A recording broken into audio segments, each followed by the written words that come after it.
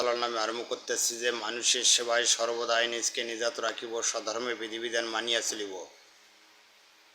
মুসলমান ভাইদেরকে সালাম, হিন্দু ভাইদেরকে নমস্কার, অন্যান্য জাতি ধর্মের ভাইদেরকে আন্তরিক শুভেচ্ছা অভিনন্দন। যে সকল ভাইরা আমার চ্যানেলটাকে দেখতেছেন সর্বপ্রথম লাইক করবেন,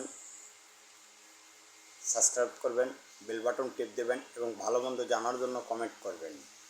আমি আপনাদের মাঝে নিয়ে এসেছি সরাসরি বই থেকে শত্রুর মুখের জবান বন্ধ করিবার জন্য। শত্রুর মুখের জবান যদি আপনি বন্ধ করতে চান, সর্বপ্রথম শত্রুকে জব করিবার তকবীর। আমেল যদি কাহারও সহিত হিংসা দেয়, দোষ না রাখে এবং এই জাদুবিদ্যা লোকের উপকারের জন্য করে, তবে এই বিদ্যা বড়ই উপকারী।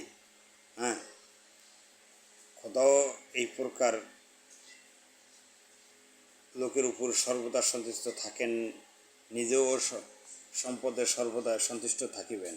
যে ব্যক্তি এই জাদুবিদ্যা অপর অনিষ্টিত সাধনের জন্য ব্যবহার করিবে, সে শুধু মানুষের নিকট ঘৃণিত হবে না, আল্লাহ তার উপর অসন্তুষ্ট থাকিবে। তবে একটা কথা হলো, এই জাদুবিদ্যাটা যাই করবে তার উপরে আল্লাহ তাআলা অসন্তুষ্ট থাকবে এবং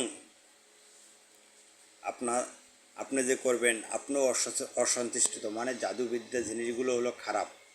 তাই আমি আজকে আপনাদের মাঝে সেই জাদুবিদ্যা নিয়ে সরাসরি আসিয়াছি, সরাসরি বই থেকে। কোনো সময়ে এই আমলের মধ্যে যে সকল লাভ হয়েছিল তাহা বিলুপ্ত হয়ে যাবে, সে কোনো কাজে উপযুক্ত থাকিবে না। চতুর্থ দিক হইতে অভিশপ্ত তিরস্কার আসিতে থাকিবে। এই জন্য আমেলের কর্তব্য যে তাহার এই বিদ্যা দ্বারা অপরের উপকার করা। তবে যদি কেহ তাহা বড় শত্রু হয় বা সর্বদা তাহাকে কষ্ট দিতে থাকে, খোদার সৃষ্টি জীবকে দুঃখ দেওয়া বা মজলুবকে মারিতে থাকা, তবে তাহাকে কিছু কানমলা দিয়ে সোজা পথে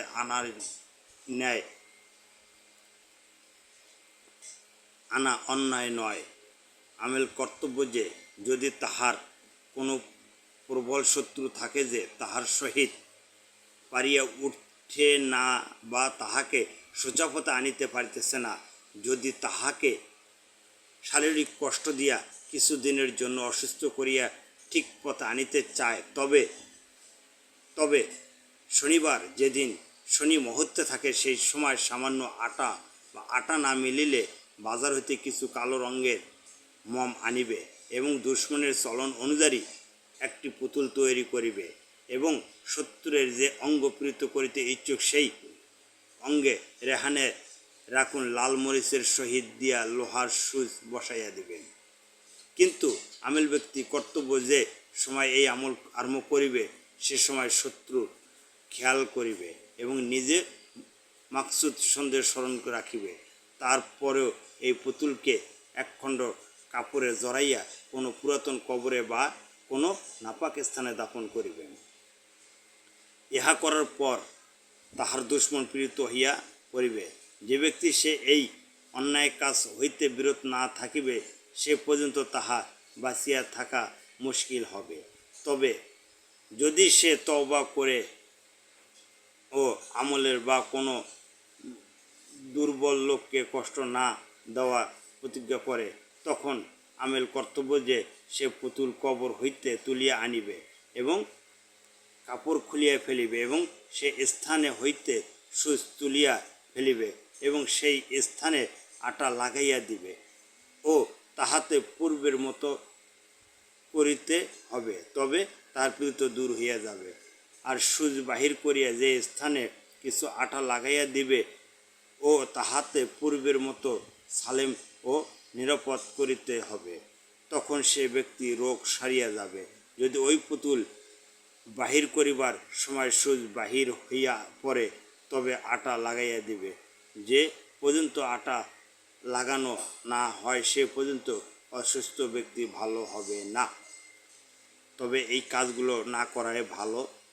যে সকল ভাইরা এই কাজগুলো করবেন তবে আমার চ্যানেলটাকে সাবস্ক্রাইব দিবেন এবং বেল বাটন টিপ দেবেন, ভালো মন্দ জানার জন্য কমেন্ট করবেন। স্ক্রিনটার নাম্বার আছে, নাম্বারে আপনারা ফোন দিয়ে ভালো মন্দ জানবেন। তবে গুরু থাকলে গুরুর কাছ থেকে ইজাজত নেবেন, যদি গুরু না থাকে তাহলে পীরের কাছ থেকে ইজাজত নেবেন, পীর যদি না থাকে একজন মুরব্বী লোকের কাছ থেকে ইজাজত নিয়ে কাজ করবেন, তবে গুরুর ইজাজত ছাড়া কাজ করিবেন না।